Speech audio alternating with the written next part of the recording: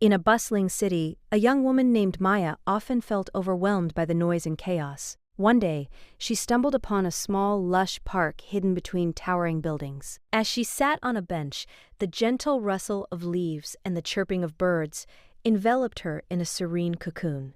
A stranger joined her, sharing stories of how the park had become a sanctuary for many seeking solace. Maya realized that these green spaces were not just patches of nature, but vital havens for mental rejuvenation. She left, pondering the profound impact of nature on the human spirit.